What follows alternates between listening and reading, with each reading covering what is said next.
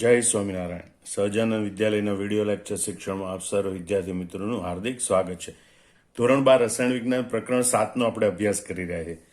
એ પૈકી સમૂહ 15ના તત્વો વિશે આપણે નામ, સંજ્ઞા, ઇલેક્ટ્રોન રચના, એની પ્રાપ્તિ, આવર્તની ગુણધર્મો, ભૌતિક ગુણધર્મો અને ઓક્સિડેશન અવસ્થાનો અભ્યાસ કર્યો. આજના લેક્ચરમાં આપણે નાઇટ્રોજનની અનિયમિત વર્તણૂક અને એના રાસાયણિક ગુણધર્મોનો અભ્યાસ કરીશું.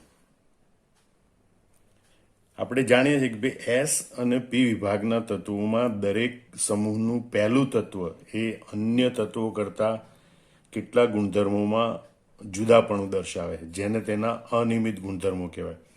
તો સમૂહ 15ના તત્વો nitrogen, phosphorus, arsenic, antimony, bismuth, moscovium એ પૈકી આ પહેલું તત્વ નાઇટ્રોજન એ અન્ય તત્વોની સરખામણીમાં કેટલાક ગુણધર્મોમાં જુદાપણું દર્શાવે છે, જેને નાઇટ્રોજનના અનિયમિત ગુણધર્મો તરીકે ઓળખવામાં આવે છે. આ પ્રશ્નનો જવાબ આપણે મુખ્ય 6 મુદ્દામાં ભણવાના છે. એનું કારણ કે ભાઈ શા માટે નાઇટ્રોજન છે એ અન્ય તત્વો કરતાં ગુણધર્મોમાં અનિયમિતતા દર્શાવે, એમાં માટે સૂત્ર છે કદવીરુ આઈડી. એમાં પહેલું ભણવાનું સહસંયોજકતામાં કયો તફાવત છે, પી પાઈ બંધ બનાવવાની ક્ષમતામાં તફાવત, બંધ ક્રમાંકમાં તફાવત, કેટેનેશનના ગુણધર્મોમાં, અને ડીપાઈ પીપાઈ કે ડીપાઈ બંધ બનાવવાની ક્ષમતામાં. તો આટલી બાબતોમાં નાઇટ્રોજન એ અન્ય તત્વો કરતાં જુદાપણું દર્શાવે. હવે આપણે એને વિગતવાર ભણીએ. તો પહેલું આપણે જોઈએ અનિયમિત ગુણધર્મો માટેનું કારણ. કદ વીરુ આઈડી મતલબ કે નાઇટ્રોજન તત્વનું કદ સમૂહના અન્ય તત્વોના કદ કરતાં નાનું હોય છે, ઊંચી વિદ્યુત ઋણતા હોય છે, ઊંચી આયનીકરણ એન્થાલ્પી હોય છે અને ડી કક્ષકનો અભાવ હોય છે. એના કારણે નાઇટ્રોજન છે એ જ સમૂહના અન્ય તત્વો કરતાં ગુણધર્મોમાં જુદાપણું દર્શાવે છે. તો અહીં જો નાઇટ્રોજન તત્વ તેના નાના કદ, ઊંચી વિદ્યુત ઋણતા, ઊંચી આયનીકરણ એન્થાલ્પી અને ડી કક્ષકોની અપ્રાપ્યતાને કારણે સમૂહના અન્ય સભ્યોથી જુદું પડે છે. બીજું જોઈએ સહસંયોજકતા. તો નાઇટ્રોજનમાં 4 કક્ષકો હોય છે, એક એસ કક્ષક અને 3 પી કક્ષક. આમ નાઇટ્રોજનમાં 4 કક્ષકો જ બંધન માટે પ્રાપ્ય હોવાથી તેની મહત્તમ સહસંયોજકતા 4 સુધી મર્યાદિત હોય છે. મતલબ કે નાઇટ્રોજન છે મહત્તમ 4 બીજા પરમાણુ સાથે જોડાઈ શકે. જ્યારે ભારે તત્વો તેમની બાહ્યતમ કોષમાં ખાલી ડી કક્ષકો ધરાવે છે, જે એમના બંધન માટે ઉપયોગી થઈ શકે છે, જે વધારાના 4 કરતાં વધારાના બંધન માટે પણ ઉપયોગી થઈ શકે છે, અને તેથી તેમની સહસંયોજકતા વિસ્તરે છે. જેમ કે PF6-, અહીંયા PF6- છે, એમાં ફોસ્ફરસની સહસંયોજકતા 6 હોય છે. ફરીથી જોઈ લો તમે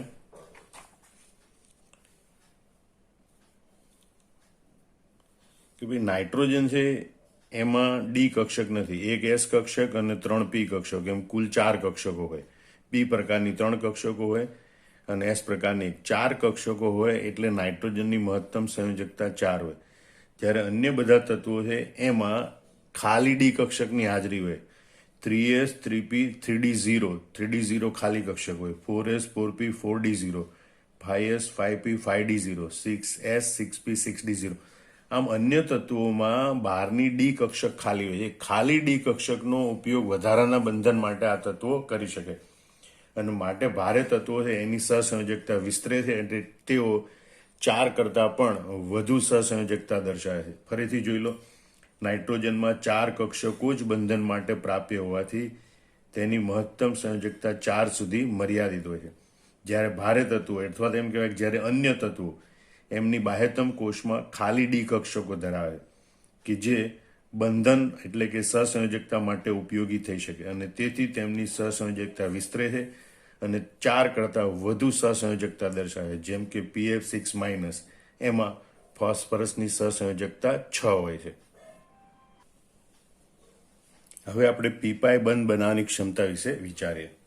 નાઇટ્રોજન તેની સાથે એટલે કે તેના પોતાના જ પરમાણુ સાથે અને નાના કદ અને ઊંચી વિદ્યુત ઋણતા ધરાવતા અન્ય તત્વો એટલે કે અન્ય તત્વોના પરમાણુ જેવા કે કાર્બન, ઓક્સિજન સાથે પીપાઈ બહુબંધ બનાવવાની અદ્વિતીય ક્ષમતા ધરાવે છે. ધ્યાન રાખજો, આ નાઇટ્રોજનની લાક્ષણિકતા એ છે કે પીપાઈ બંધ બનાવવાની ક્ષમતા ધરાવે છે. જ્યારે સમૂહના ભારે તત્વો છે એ આવા પીપાઈ બંધ બનાવતા નથી. કારણ કે તેમની પરમાણુ કક્ષકો એટલી મોટી અને વિસ્તૃત હોય છે કે જે અસરકારક સંમિશ્રણ કરી શકતી નથી. ફરીથી યાદ કરી લો, આ પીપાઈ બંધ બનાવવાની ક્ષમતા નાઇટ્રોજનમાં હોય, અન્ય તત્વોમાં ન હોય. કારણ સાથે સમજવાનું. ફરીથી જોઈ લો, નાઇટ્રોજન તેની સાથે એટલે કે તેના પોતાના જ પરમાણુ સાથે અને નાના કદ અને ઊંચી વિદ્યુતઋણતા ધરાવતા અન્ય તત્વો જેવા કે કાર્બન અને ઓક્સિજનના પરમાણુઓ સાથે પીપાઈ પ્રકારના બહુબંધ બનાવવાની ક્ષમતા ધરાવે. જ્યારે અન્ય તત્વો છે એ આ પીપાઈ બંધ બનાવી શકતા નથી, કારણ કે તેમની પરમાણુ કક્ષકો ખૂબ મોટી અને વિસ્તૃત હોય છે, જેથી તેઓ અસરકારક રીતે પાયબંધ બનાવવા માટે સંમિશ્રણ પામી શકતી નથી. આમ પીપાઈ બંધ બનાવવાની ક્ષમતા નાઇટ્રોજનમાં હોય છે, અન્ય તત્વોમાં હોતી નથી. હવે આપણે ચોથો ગુણધર્મ જોઈએ બંધ વિશેનો, મતલબ કે બંધનો પ્રકાર કયો હોય અને કેટલા બંધ બનાવે એની વાત કરવાની. નાઇટ્રોજન અને અન્ય તત્વો. તો નાઇટ્રોજન તેના બે પરમાણુ વચ્ચે ત્રિબંધ ધરાવતા દ્વિપરમાણુવી અણુ તરીકે અસ્તિત્વ ધરાવે. નાઇટ્રોજનના બે પરમાણુ વચ્ચે ત્રિબંધ હોય અને N2 અણુ તરીકે એટલે કે દ્વિપરમાણુ અણુ તરીકે અસ્તિત્વ ધરાવે. અને ત્રિબંધ હોવાથી બે પરમાણુ વચ્ચેનો બંધ ખૂબ મજબૂત હોય, એટલે એની બંધ એન્થાલ્પી ઘણી ઊંચી હોય છે. એનાથી ઉલટું ફોસ્ફરસ, આર્સેનિક અને એન્ટીમની એ પી બોન્ડ પી, AS બોન્ડ AS અને SB બોન્ડ SB એમ એકલ બંધ બનાવે. જ્યારે બિસ્મથ એ તત્વી અવસ્થામાં ધાત્વી બંધ બનાવે છે. અહીં તમે જોઈ શકો છો કે ભાઈ ફોસ્ફરસના પરમાણુ વચ્ચે, આર્સેનિકના પરમાણુ વચ્ચે, એન્ટીમનીના પરમાણુ વચ્ચે સહસંયોજક એકલ બંધ હોય. નાઇટ્રોજનના બે પરમાણુ વચ્ચે સહસંયોજક ત્રિબંધ રચાય. જ્યારે બિસ્મથ છે એ તત્વ હોય ત્યારે એના પરમાણુઓ વચ્ચે ધાત્વિક બંધની રચના થયેલી હોય છે. આમ બધા તત્વો છે એમાં નાઇટ્રોજન છે એ બંધ બનાવવાની બાબતમાં અલગ પડે છે, એ આપણે જોઈ શકીએ. આમ ફરીથી આ મુદ્દો આપણે જોઈ લઈએ કે નાઇટ્રોજન તેના બે પરમાણુ વચ્ચે ત્રિબંધ ધરાવતા દ્વિપરમાણુ અણુ તરીકે અસ્તિત્વ ધરાવે. પરિણામે એની બંધ એન્થાલ્પી ઘણી ઊંચી હોય. જ્યારે ફોસ્ફરસ, આર્સેનિક અને એન્ટીમની એ ફોસ્ફરસ એકલબંધ, આર્સેનિક એકલબંધ અને SB એકલબંધ બનાવે છે. જ્યારે બિસ્મથ છે એ એની તત્વી અવસ્થામાં ધાત્વી બંધ બનાવે છે. પાંચમો મુદ્દો જોઈએ કે કેટ એટલે કે કેટેનેશનનો ગુણધર્મ. કેટેનેશનનો ગુણધર્મ એટલે શું? તો ધ્યાન રાખજો, અહીંયા તત્વની પોતાના જ પરમાણુ કે અન્ય તત્વના પરમાણુ સાથે સહસંયોજક બંધથી જોડાય રેખીય શૃંખલા, શાખી શૃંખલા કે વલય શૃંખલાઓ રચના બનાવવાની ક્ષમતા એને કેટેનેશનનો ગુણધર્મ કહે છે. ફરીથી ધ્યાનથી જોઈ લો, તત્વ પોતાના જ પરમાણુ કે અન્ય તત્વના પરમાણુ સાથે સહસંયોજક બંધથી જોડાય, લાંબી શૃંખલાઓ રચે, શાખી શૃંખલાઓ રચે કે વલયુક્ત રચનાઓ બનાવે, તો એવી ક્ષમતાને એ તત્વનો કેટેનેશન ગુણધર્મ કહેવાય. આપણે જાણીએ કેટેનેશનનો ગુણધર્મ કાર્બનમાં મહત્વ છે, એટલે કાર્બન પરમાણુ જોડાય એટલે લાંબી શૃંખલાથી methane, ethane, propane, butane, pentane જેવા હાઇડ્રોકાર્બન બનાવે. બેન્ઝીન જેવા વલયુક્ત કે સાયક્લોહેક્ઝેન જેવા વલયુક્ત સંયોજનો બનાવી શકે છે. આમ એ ગુણધર્મ છે એ એના કેટેનેશન ગુણધર્મ છે. હવે આપણે નાઇટ્રોજન અને અન્ય તત્વો માટે કેટેનેશન ગુણધર્મની ચર્ચા કરીએ. તો નાઇટ્રોજન એકલબંધ ફોસ્ફરસ એકલબંધ કરતાં નબળો હોય છે, કારણ કે ટૂંકી બંધ લંબાઈ, નાઇટ્રોજન પરમાણુ વચ્ચેની બંધ લંબાઈ ટૂંકી છે. અને એટલે કારણ કે નાઇટ્રોજન પરમાણુનું કદ ખૂબ નાનું છે. આપણે અગાઉ પણ જોઈ કે નાઇટ્રોજન એ સૌથી નાના કદનો પરમાણુ છે આ સમૂહમાં.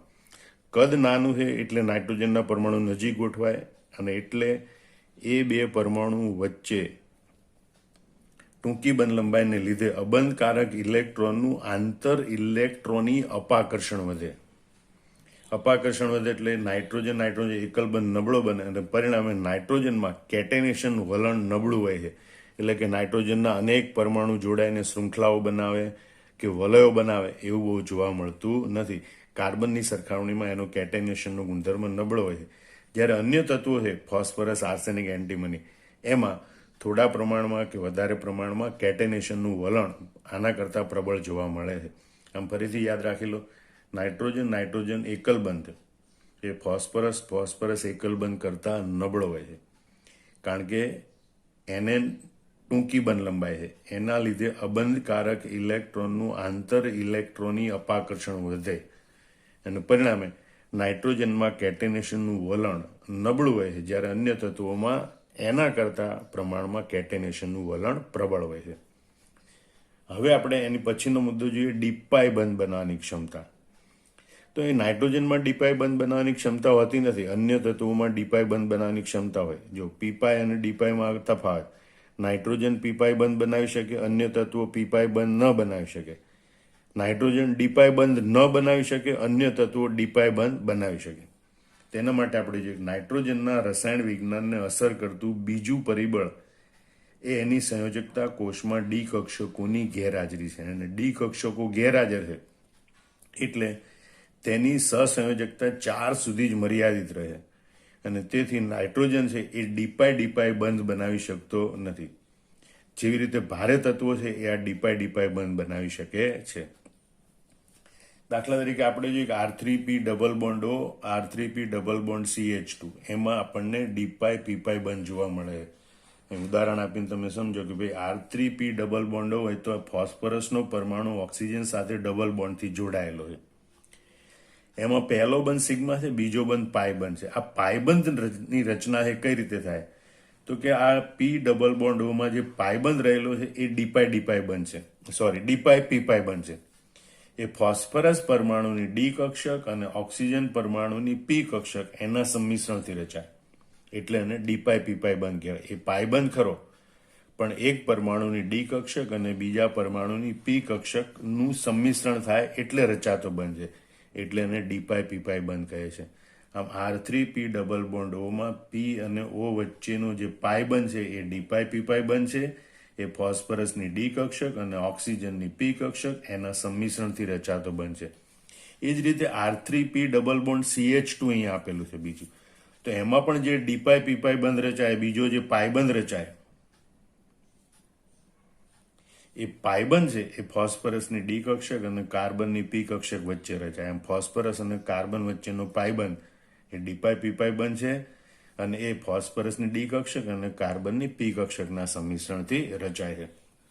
બીજું એક ઉદાહરણ છે, જ્યારે ફોસ્ફરસ અને આર્સેનિક સંયોજનો, ફોસ્ફરસ અને આર્સેનિકના સંયોજનો જેવા કે ટ્રાય ઇથાઇલ ફોસ્ફીન, યાદ રાખજો આનું નામ છે try ethyl phosphine. Phosphine PH3 હોય, ત્રણેય હાઇડ્રોજનનું વિસ્થાપન 3 ઇથાઇલ સમૂહ વડે કર્યું છે. આ PH3 ને ફોસ્ફીન કહેવાય, એટલે આનું નામ છે ટ્રાય ઇથાઇલ ફોસ્ફીન. અને ટ્રાયફિનાઇલ આર્સિન એ લિગેન્ડ તરીકે વર્તે છે. લિગેન્ડ એટલે શું એ આગળના સંકીર્ણ સંયોજનોવાળા પાઠમાં વધારે વિસ્તારપૂર્વક સમજીશું. અત્યારે એમ ધારી લો કે સંક્રાંતિ ધાતુ સાથે જોડાતો મોટો સમૂહ, એને આપણે કહીએ લિગેન્ડ. તો ફોસ્ફરસ અને આર્સેનિકના સંયોજનો જેવા કે ટ્રાય ઇથાઇલ ફોસ્ફીન અને ટ્રાયફિનાઇલ આર્સિન એ લિગેન્ડ તરીકે વર્તે છે. અને ત્યારે ફોસ્ફરસ અને આર્સેનિક સંક્રાંતિ તત્વો સાથે પણ ડીપાઈ બંધ બનાવે. હવે સાંભળજો બરોબર, ડીપાઈ બંધ બનાવે.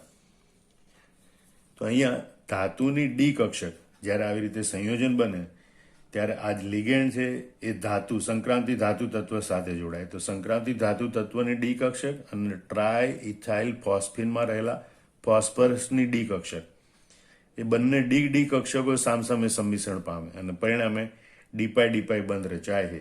એવી રીતે આર્સેનિકની ડી કક્ષક અને સંક્રાંતિ તત્વની ડી કક્ષક સંમિશ્રણ પામે, માટે ડીપાઈ બંધ રચાય છે. આમ આપણે જોઈ શકીએ કે ફોસ્ફરસ અને આર્સેનિકના સંયોજનો જેવા કે ટ્રાય ઇથાઇલ ફોસ્ફીન અને ટ્રાયફિનાઇલ આર્સિન એ લિગેન્ડ તરીકે વર્તે, ત્યારે ફોસ્ફરસ અને આર્સેનિક સંક્રાંતિ તત્વો સાથે પણ એ ડીપાઈ બંધ બનાવી શકે છે. આમ ફરીથી આપણે ઝડપથી આ જોઈ લઈએ કે નાઇટ્રોજનના અનિયમિત ગુણધર્મો છે અને આપણે આ 6 મુદ્દામાં ચર્ચી શકીએ. યાદ રાખજો, કારણ સહ પીપાઈ બંધ કેટ પીપાઈ. મુદ્દા કેવી રીતે યાદ રાખશો? કારણ સહ પીપાઈ બંધ કેટ પીપાઈ. કારણ એટલે અનિયમિત ગુણધર્મો ઉદ્ભવવાનું કારણ શું? નાઇટ્રોજનનું નાનું કદ, ઊંચી વિદ્યુતઋણતા, ઊંચી આયનીકરણ એન્થાલ્પી અને ડી કક્ષકોની અપ્રાપ્યતા. એના કારણે નાઇટ્રોજન તત્વના કેટલાક ગુણધર્મો અન્ય તત્વોના ગુણધર્મો કરતાં જુદા પડે છે. નાઇટ્રોજનની સંયોજકતા કોષમાં ડી કક્ષક નથી, માત્ર એક એસ કક્ષક અને એક પી કક્ષક છે. આમ એની સહસંયોજકતા કુલ 4 હોઈ શકે, જ્યારે અન્ય તત્વો છે એ સંયોજકતા કોષમાં રહેલી ખાલી ડી કક્ષકનો ઉપયોગ કરી 4 કરતાં વધુ સહસંયોજકતા પ્રાપ્ત કરી શકે. નાઇટ્રોજન પીપાય બંધ બનાવવાની ક્ષમતા ધરાવે અન્ય તત્વો પીપાય બંધ બનાવી શકતા નથી. નાઇટ્રોજનના 2 પરમાણુ ત્રિબંધ ધરાવતા દ્વિપરમાણિક અણુ તરીકે જોડાયેલા હોય, જ્યારે ફોસ્ફરસ, આર્સેનિક, એન્ટીમનીમાં 2 પરમાણુઓ એકલ બંધથી જોડાય અને બિસ્મથમાં પરમાણુઓ ધાત્વિક બંધથી જોડાયેલા હોય. નાઇટ્રોજનમાં NN બંધ છે એ PP બંધ કરતા P-P બંધ કરતા નિર્બળ છે, એટલે નાઇટ્રોજનમાં કેટેનેશન ગુણધર્મ દર્શાવવાનું વલણ નબળું હોય છે.